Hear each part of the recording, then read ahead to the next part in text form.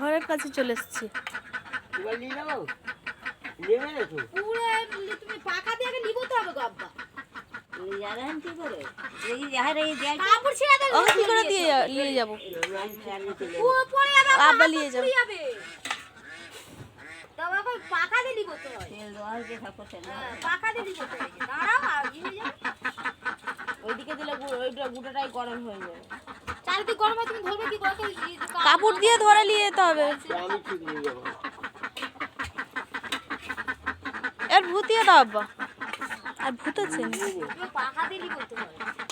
হ্যাঁ তেল আছে না? দাঁড়াও নিবি না, দাঁড়াও।